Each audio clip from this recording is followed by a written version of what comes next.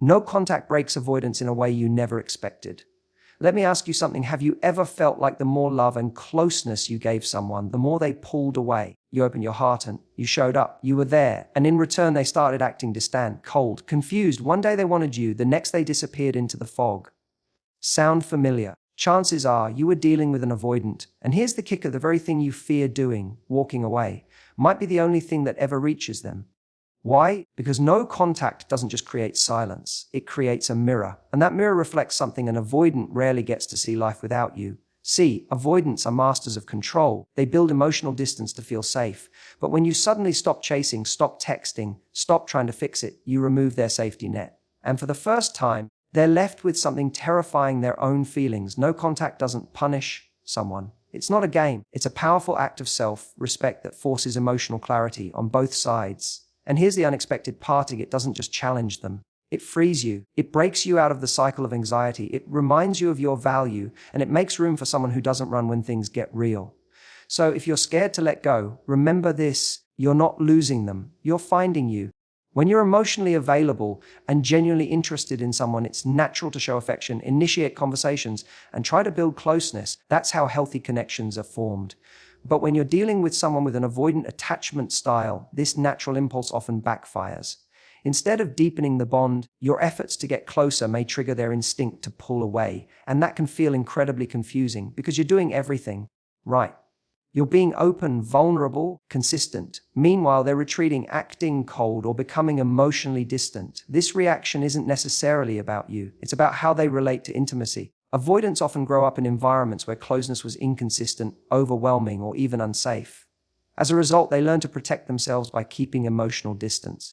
When things start to feel too intimate, when someone gets too close, they begin to feel emotionally crowded, the very thing that most people crave in a relationship. Connection, closeness, emotional availability can feel like pressure or even danger to them. So what happens when you try harder, when you text more, express your feelings, or try to check in with them? It might feel like you're simply being caring or try and understand what's going on, but to an avoidant, this can feel like a demand for more than they are ready or willing to give.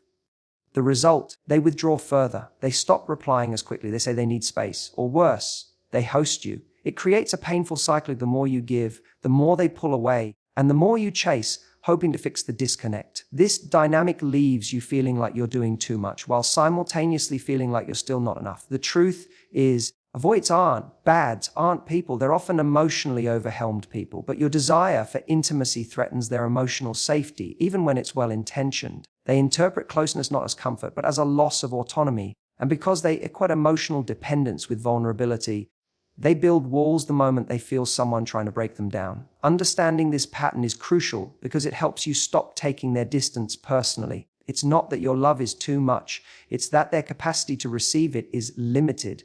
That doesn't mean you need to shrink yourself or love less. It means you need to recognize the pattern before you get caught in it. The more you try to convince an avoidant to open up, the more they retreat into themselves. Your love starts to feel like pressure.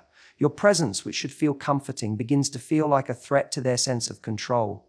That's the paradox of dealing with an avoiding. What nurtures most relationships can feel suffocating to them. And until they learn to regulate their fear of closeness, any attempt to bridge the gap can leave you feeling rejected, confused, and emotionally exhausted. When you decide to go no contact with someone who has an avoidant attachment style, it may feel like you're stepping into a void, like silence will only push them further away.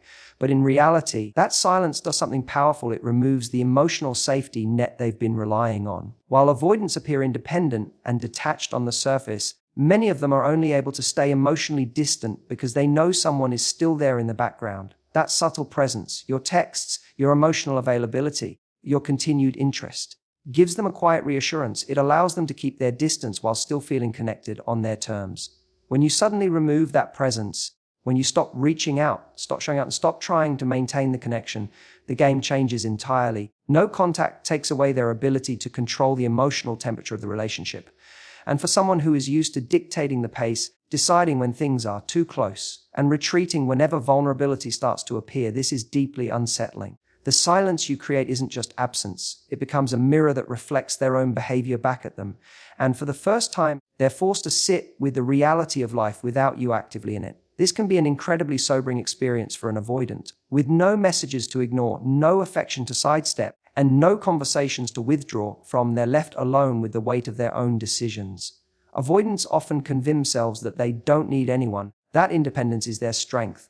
But when the person who always reached out disappears, the narrative starts to crack. The absence you leave behind forces them to confront the consequences of emotional avoidance. Not in a dramatic or vindictive way, but in a quiet, internal reckoning. It's in this space that reflection begins. They may not show it outwardly or respond right away. In fact, they might double down on their independence at first.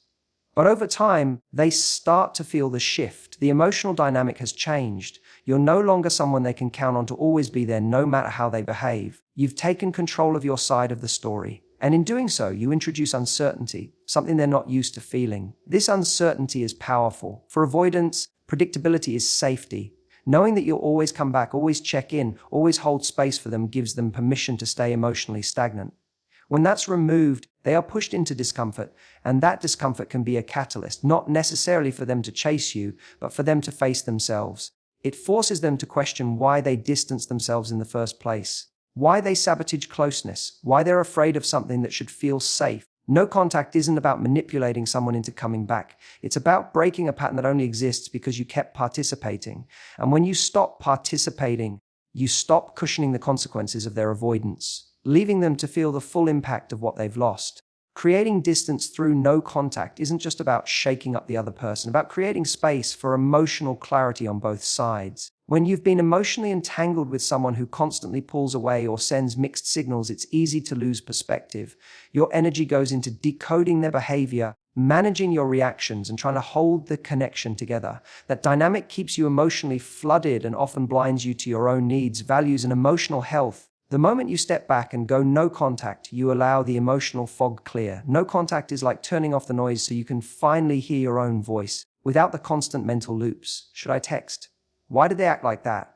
Did I do something wrong? You're able to reconnect with yourself. You start to see things more objectively, without the emotional roller coaster clouding your judgment. Sometimes clarity comes in realizing that you are holding onto a relationship based on potential, not reality. You see that your efforts were often about managing their emotional discomfort instead of honoring your own emotional truth. You may even recognize patterns in yourself, like the need to fix, to chase, or to prove your worth, that you didn't see before because you were too busy trying not to lose them.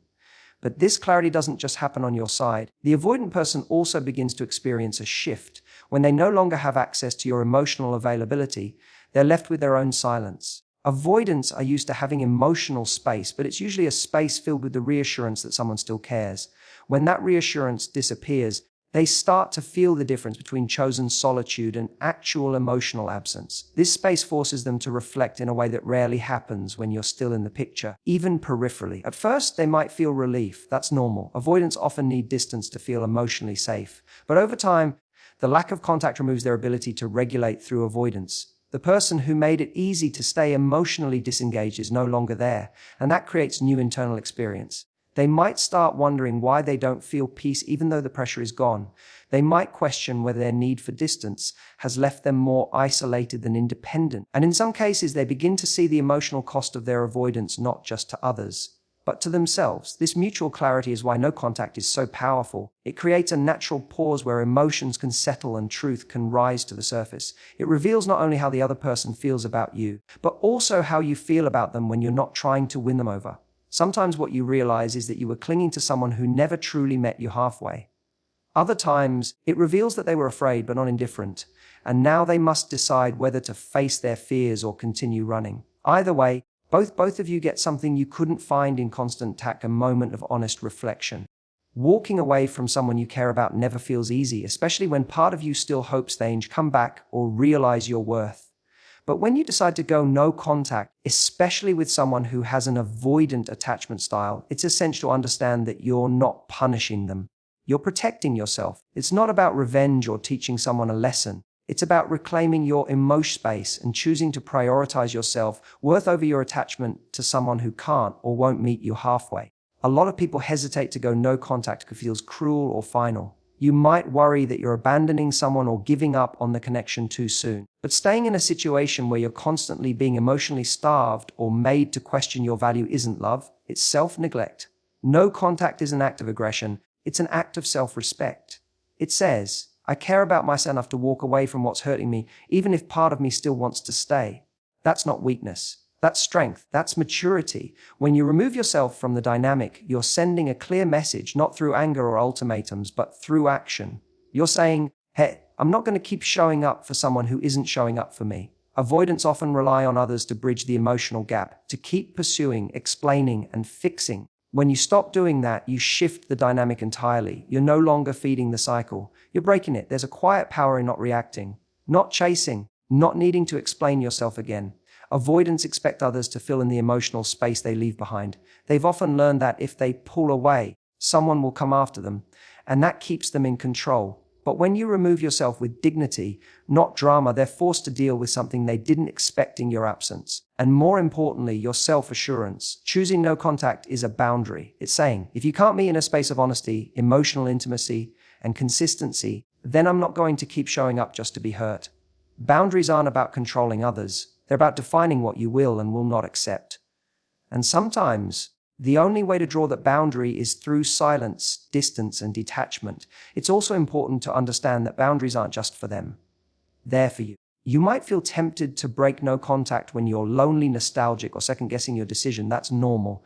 But when those feelings come up, remind yourself that choosing peace over chaos, clarity over confusion, and self-worth over longing isn't punishment, it's growth.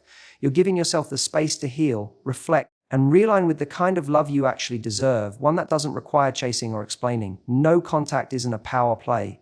It's a return to your own power. And when you choose it not out of anger, but out of respect for yourself, it becomes one of the most transformative decisions you can make. One of the most surprising outcomes of going no contact is that it often ends up changing you more than the other person.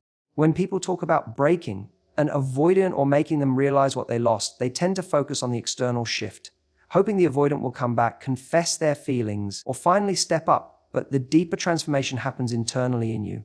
The cycle you were trapped in, of overgiving, overthinking, and trying to earn someone's love, starts to lose its grip. And as painful as it can be, no contact becomes the exact pressure point that snaps you out of that emotional pattern. When you've spent so long focused on someone who's inconsistent or emotionally unavailable, your self-worth starts to get entangled with their approval. You begin measuring your value by how much they respond, how close they get, or whether you can make it work. And because avoidants often give just enough to keep you hopeful, but not enough to truly meet your needs, it becomes easy to stay hooked. The relationship becomes less about mutual love and more about proving your worth, convincing someone to choose you. But the moment you go no contact, that dynamic starts to unravel. You begin to see that you don't have to chase love, that it's not your job to earn someone's emotional availability. With time and space, your attention starts to return to yourself. Not the version of you that was trying to fit into someone else's limited capacity, but the real you.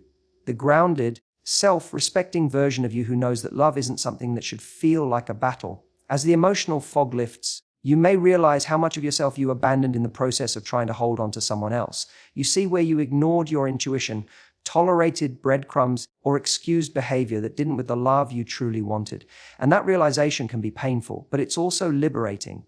Because now, this isn't about you're not just waiting for someone to wake up and love you better. You're choosing to love yourself better. The transformation doesn't come from them missing you. It comes from you no longer missing yourself. You stop living in emotional limbo, constantly hoping they'll come around, and start building a foundation within yourself. You realize that peace is better than potential, that consistency is more valuable than intensity, and that the version of you who walks away, who lets go, who doesn't beg to be seen, that version is strong, whole, and worthy of a deeper love. Even if the avoidant does come back, you're different now. You're not waiting in the same place they left you. You've grown and healed. From that space. You can choose more wisely, not from fear or longing, but from clarity and self-respect. No contact doesn't just break the avoidance emotional pattern. It ends the cycle that kept you small. And in doing so, it helps you rise, not as someone chasing love, but as someone who finally remembers they deserve it. This isn't about you. Thank you so much for listening. If you're in a situation like this, know that you're not alone. It takes incredible strength to walk away from someone you care about, but it takes even more strength to walk back to yourself. You're not too much. You're not hard to love. You've just outgrown situations that ask you to shrink.